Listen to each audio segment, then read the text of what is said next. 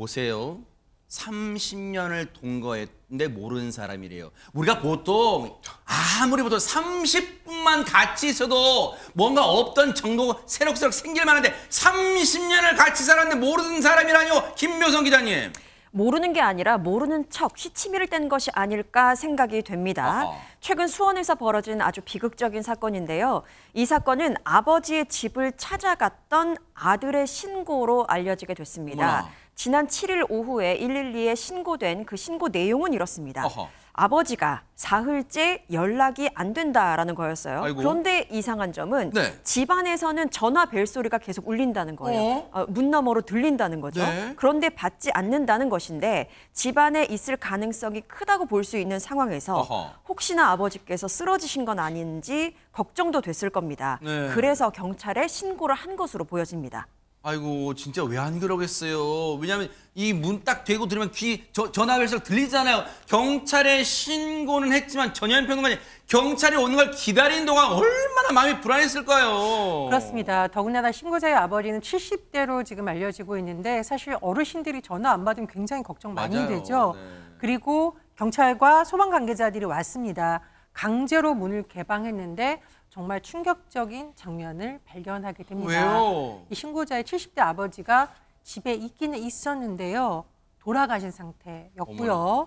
이 시신이 이불 같은 것으로 쌓여서 베란다에 방치된 상황이었다는 겁니다. 세상에. 그런데 경찰과 소방 관계자들이 깜짝 놀랄 만한 일이 또 있었습니다. 왜요, 또? 집안에 다른 사람이 있었어요.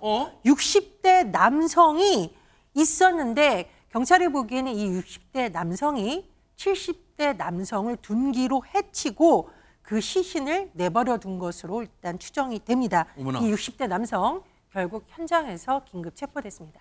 어머나 세상에 너무 오싹해요. 소름 끼쳐요.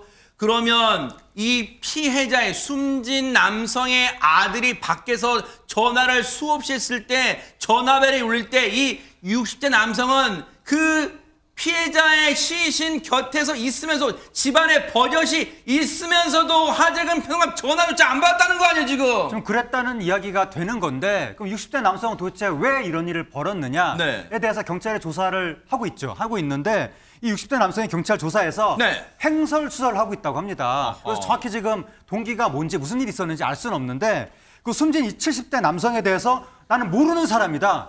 이렇게 얘기를 한다는 거예요. 무슨 소리예요 이게? 그런데 경찰에 조사해 보니까 모르는 사람이 아니었습니다. 그럼요.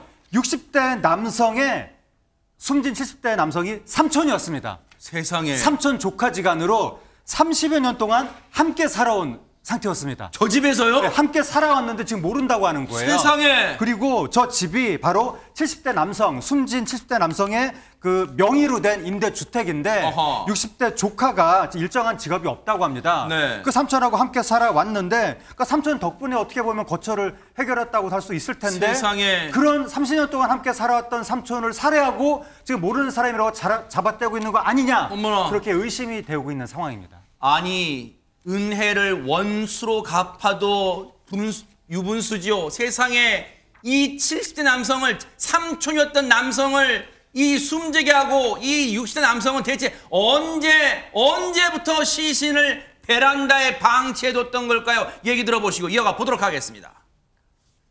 먼지가 나오질 않아요. 일주일이 됐는데 현장이 깨끗이 치워져 있었고 1월 31일 18시까지 핸드폰을 받았어요. 통화를 했고 그 이후부터는 계속 부재중 통화거든요. 뭐 정확한 날짜는 모르겠지만 1월 31일이 아니겠는가 이런 생각도 가지고 있어요. 2월 1일부터 전화를 안 받았으니까요.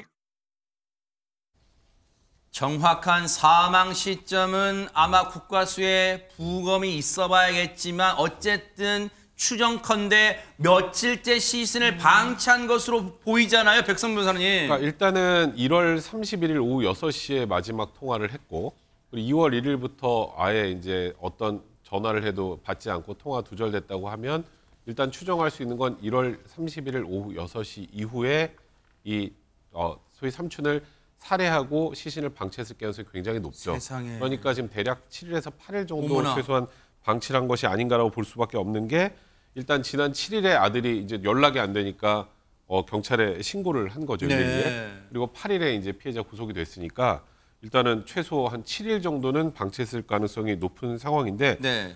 문제는 그럼 둘이 뭔가 다툼이 잦았거나 뭐 살해를 할 만한 동기가 있었거나 이런 관련해서 피해자 아들한테 좀 물어보니까 네. 다툼이 자주 있지도 않았다고 합니다. 아하. 그러니까 범행 동기는 지금 말 그대로 오리무중이죠. 왜냐하면 지금 이 살해한 사람은 나 모르는 사람이라고 그런 정도의 상황이니까요. 네. 일단은 뭐 살인 혐의로 8일 구속이 됐고 앞으로 이제 범행 동기 등을 정확하게 확인하는 것이 이제 중요한 상황입니다. 아하.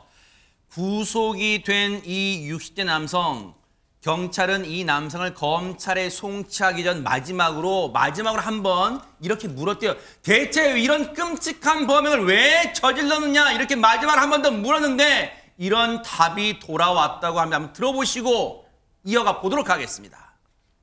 진술 안 했습니다. 지금도 모른다고 마지막으로 어저께 조사를 했는데 모른다라고 얘기를 했습니다.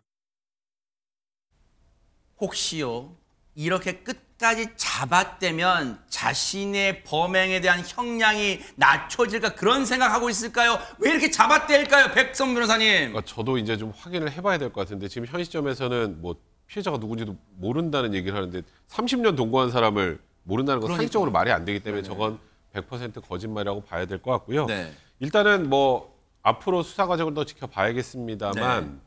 일단 이 사람이 동기까지 계속 진술을 하지 않고 이렇게 쭉 간다면 형량은 올라갈 가능성이 높습니다. 일단 본인의 이제 범행을 자백하고 이제 뭐 범행 동기부터 뭔가 참작할 만한 것들이 있어야 그게 이제 형량이 좀 반영이 될 텐데 일단은 뭐 최소한 반성을 하고 있지 않다는 건 너무 명백한 상황 아니겠습니까? 다만 앞으로 이 피의자가 어떤 뭐 정신적인 문제가 있었던 것은 아닌지 이런 것들도 당연히 확인할 것이고요. 이런 여러 가지 복합적인 것들이 좀 확인을 한 이후에 이 피의자의 형량이나 이런 것들을 좀 확인해 볼 수 있지 않을까라는 생각이 좀 듭니다. 네. 너무나도 오싹하고 끔찍한 폐륜 범죄의 끝을 우리가 보았습니다. 충격적이었습니다.